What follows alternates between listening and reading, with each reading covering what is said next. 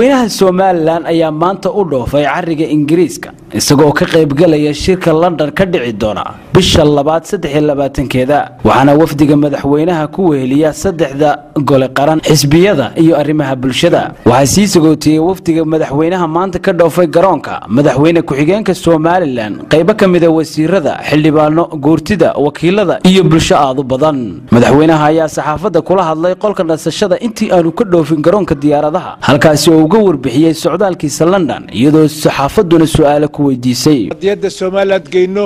nalaga dhageysto ummadda halka isugu imanaysa dawladaha isugu imanaya iyo ummadda inteeda kale halka joogto oo dhan iyo intii ay gaadhaba inaanu qadiyada ka dhacino aanu tusno una hoga tusaalayno waxaanu ilaahay ka rajaynaynaa inuu shirka inagu soo guuleeyo ummadda shirka tagistiisa dood badan baa ka dhacay waa lagala tashaday hay'adihiisa kala duwan shirka waa la isku raacay ummadda reer Somaliland in yar mooyaane inteedii badnayd golayaasheedii leh axsaabteedii leh qaybo badan oo qaran kala ururada badan cusub ee la sameeyay in waratashi fara badan baa laga galay waxa la isku raacay in dan iyo maslaxad ugu jirto dawladda iyo ummadda reer Somaliland inay shirka ka qayb galaan oo qadiyadooda meel kasto ay tahay ay gaarsiiyaan oo halka ay u noqoto inaynu soo bandhigno wixii ummadeen iyo danteen iyo ummadeen oo dan u tahay sidaa daraadeed annaga oo wafti balaadhana oo ka kooban axsaabta qaranka oo ka kooban hay'adaha qaranka kala duwan ayaanu ka insha Allah taala ka qayb galinaa shirka waxaanu ku rajaynaynaa in Ilaahay nagu soo guuleeyo ayaanu ku rajaynaynaa madaxweynaha ugu dambeeyay sanadkii barkii xilkaad haysay waxa soo baxay eedeymo loo soo jeedinayo dawladda kulmiye waxay ka imanayaan ugu dambeeyay saaxiibkaagii muddada badan aad wada shaqayn jirteen Cabdiraxmaan Cabdiqaadir iyo agaasimihii hore wasaaradda arrimaha dibadda madaxweyne maxaad ka oran lahayd musuqmaasuqa loo soo jeedin dawladda arrimaha musuqmaasuqa dawladdeeda musuqmaasuq kama jiro ma leeyahay waxaan ogahay kama jiro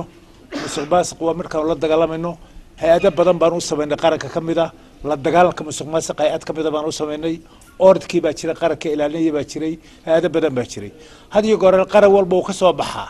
dad ama ashxaas wixii ay doonayeen ay waayeen marka iyagu danahoodii waayeen ama wixii ay rabeen iyagu siyaasiyan ama shakhsiyan si kale u rabeen waayeen ku aflagaadooda qaranka iyo mas'uuliyiinta qaranka way iska jiraan waxaana samir iyo adkeysiga dhabaran ku qaadno waanu leenahay iyadana taa waxaan leenahay wax ka jira ma jiraan madaxdayda waa ku kalsoonahay wasaaradda waa ku kalsoonahay wixii loo baahdo hadii meel musuqmaasuq yimaado dadku waa bani aadmi wax walba macsuum kama aha haday timaado hay'ado qaran baa jira oo loo sameeyay oo loogu talagalay in musuqmaasuqa baadhaan warkeeda keenaan hay'adaasina way badan yihiin hay'adii musuqmaasuq la dagaalanka jira aanu abuuray waxa jira ordka qaranka jira marka waxa soo dhan wixii loo baahay way baadhayaan way eegayaan hadii musuq waxaanu rajaynaynaa inaanu ka soo qayb galno sidaan sheegay ummadda inta lag baa sugunaysan 45 dawlad baa halka imanaya 45 dawlad iyo ummadii balaarneed iyo saxaafadii dawladda caalamku meesha isugu yimaadeen inaad halka qadiyadii Soomaaliland soo bandhigto oo ummaddu ku dhageysato oo aad qaybo kala duwan oo siyaab badan aad uga qayb gasho oo qoraal iyo af iyo adin iyo si walba uga qayb gasho ummadda ay chance u hesho waa fursad weyn oo aan hore inoo soo marin weeyay madaxweynaha ayaa salaan ka qaatay ciidamada qalabka sida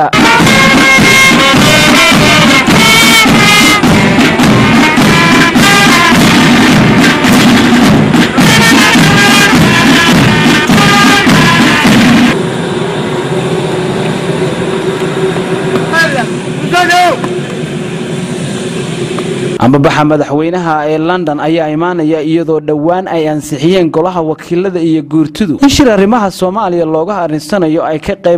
ka qayb gasho Somaliland iyadoo sidoo kalena ay tahay markii ugu horeysay ee Somaliland ay ka qayb gasho shir arrimaha Soomaaliya looga hadlayo iyadoo shirkana lagu qabanayo magaalada London ee cariga Ingiriiska halkaas oo ay ka soo qayb galayaan ilaa 40 dawladood oo ka kala yimi dunida Cabdirasaaq Maxamed Saciid Shabcaan telefishinka caalamiga ee Somali Channel Hargeysa